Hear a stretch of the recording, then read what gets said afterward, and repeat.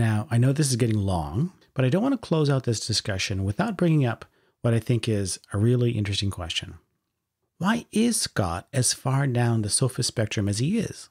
And why do scientists and philosophers have such a negative reaction to his views and his mode of presentation? I don't want to get too much into mind reading. I know he hates that, or he says he hates that. But let me indulge in some informed speculation here. One thing that I never hear Scott's critics talk about is the connection between Scott's views on Trump and Persuasion and the two movies analogy, and his deeper metaphysical leanings, which are idealistic in the philosopher's sense. It's the position that nothing exists but minds and mind-dependent entities, and his epistemological leanings, which are hardcore skeptical, that we are profoundly mistaken about the nature of our experience and of reality. Let me try to explain this. Scott has written in many places about an intuition that he had as a young man that reality doesn't have a fixed structure prior to conscious experience, that the world we experience may be an illusion of some kind. Here's a quote from one of Scott's blog posts.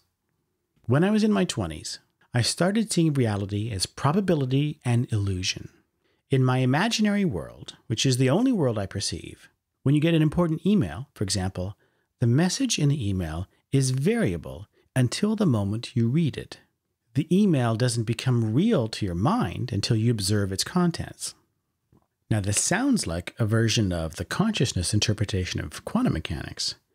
Quote, "Yes, this is actually how I observe the world and how I interact with it. I literally assume nothing is real until observed. And even then, it only becomes the backstory to my movie that isn't real either.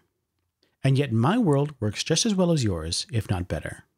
It sounds like a version of you create your own reality New Age philosophy.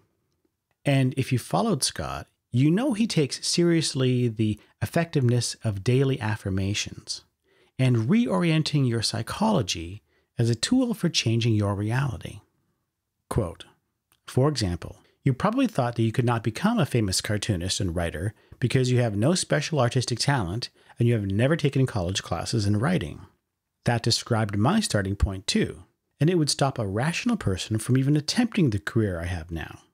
But unlike rational people, I don't see the world as an objective truth. I see it as a movie I am writing as I go. So I wrote some scenes in which I get rich and famous and develop six-pack abs. I'll turn 59 in June. How is this level of fitness possible, you ask? Well, the two-dimensional explanation is that I systematically replaced my need to use willpower with both knowledge and habit formation. I explained that simple process in my book that talks more generally about using systems instead of goals. But the other explanation is that none of my reality is real. I just steer my imagination to the perception I desire, creating my own movie and then living in it. Under that worldview, affirmations, the act of writing down what you want 15 times a day, is nothing more than the user interface for steering your perceptions to the movie you want. Well, now the view sounds like The Secret. Through a disciplined practice of daily habits and mindset and attitude adjustment, you can reshape your subjective experience, your experienced reality, and bring good things into your life.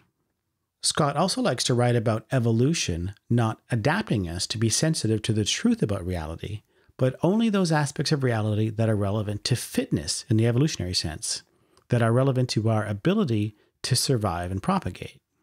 Now, people who work in the field of so-called evolutionary epistemology will recognize this view. It actually has a long history in the philosophical literature. But recently, Scott has been plugging the version of this argument that the cognitive scientist Donald Hoffman has been promoting, which is a combination of evolutionary epistemology, a computational theory of consciousness, and a kind of digital metaphysics that entails that there are no public physical objects that stand outside of conscious perception. I'll be sure to add a link to Hoffman's TED Talk in the show notes for this episode. So Scott resonates strongly with this vision. He writes, quote, "In my book, The Dilbert Future, published in 1997, I predicted that Donald Hoffman's description of reality, or something of that flavor, would replace our current understanding. I predicted that we would come to see time itself as perception and not reality. And by that way of thinking, nothing is real, including science itself." Unquote. So, what we have here is a radically different metaphysics and epistemology than someone like Sam Harris or Tamler Summers or David Pizarro or most academics would sign on to. In addition, and this is important, Scott connects this quantum version of matrix metaphysics to his training in hypnosis and his testimonial experience of the power of daily affirmations. He believes that people can learn to rewire their own perceptual and cognitive circuitry to fundamentally change the perceptual reality they experience. That's how he interprets his own success. He doesn't always say this directly. He knows it sounds flaky to most people, so in most conversations he offers two different interpretations. One more consistent with people's ordinary understanding of reality and science, and the matrixy version I just described, and then he suggests that there's no way to tell the difference.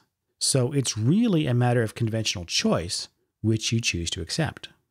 Now, putting it this way frames it as a skeptical argument, but I think this is an argument that he deploys mostly for the sake of other people. I think it's clear that Scott is personally, intuitively, romantically attracted to the objective reality is an illusion view. Now, what's also clear, once you see it through this lens, is that Scott's fascination with Trump and the tools of persuasion is part and parcel of this worldview. Scott sees the tools of persuasion as a means of rewiring not just our perception of reality, but reality itself, insofar as reality is nothing more than our perception. Masters of persuasion are those with an ability to manipulate the matrix, whether or not they realize that's what they're doing.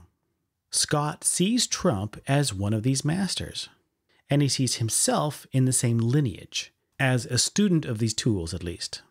Now, when persuasion is applied on a broad stage, in a way that affects a lot of people, Scott likes to call that a form of mass hypnosis. This mass hypnosis manifests as people perceiving the world in radically different ways. They're watching different movies, as he says. But for Scott, there is no objective world outside the movie projected on the screen. It's much closer to the view that we're each living in our own digital simulation, a version of the simulation hypothesis for those of you listening who are familiar with that. And there are degrees of agreement and overlap in our respective simulations, which makes it possible for us to experience the world as though we lived in a largely shared reality. But this is all still an illusion.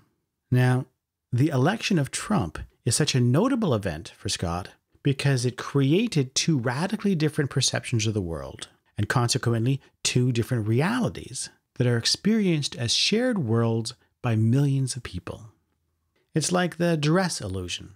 Do you remember the image of a striped dress that circulated in social media in 2015?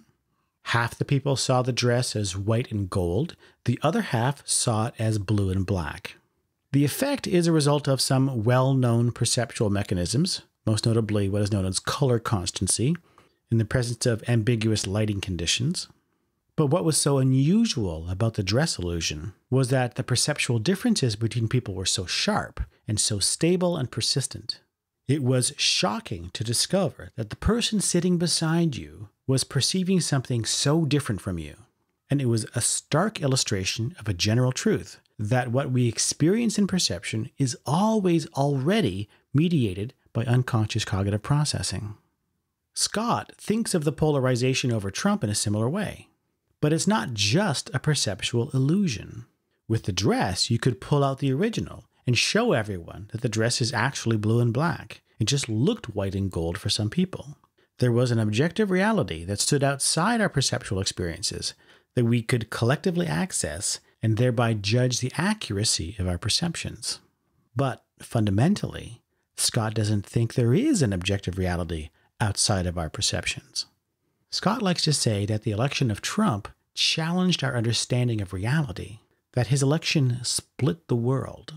Trump supporters who think he's awesome and Trump critics who think he's terrible are literally living in different perceptual worlds.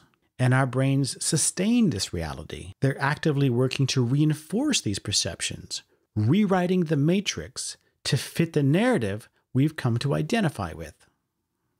Now, none of this came up in his interview with Sam Harris, and it's not hard to see why.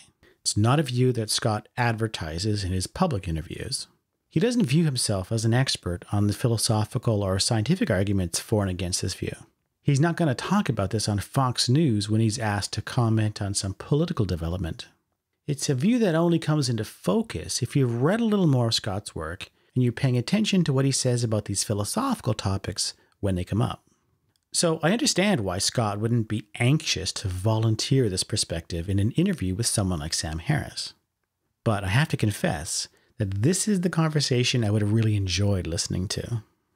I would like to know, for example, how it's possible to have an argument that assumes the truth of evolutionary science and concludes that the objects of scientific investigation are themselves not real. That science itself, to use Scott's own words, is not real. Doesn't this conclusion undermine the assumption of the argument? I'm sure that's a question that Sam would ask. The main reason I'm bringing this up here is to add some context to the question that started this digression, which is why Scott appears to people like Sam Harris and Tamler Sommers and David Pizarro like a fairly extreme sophist. Scott's preoccupation with persuasion and Trump's successes makes him look like he's valuing the skills of the con artist and the propagandist over the values of truth and honesty and intellectual integrity.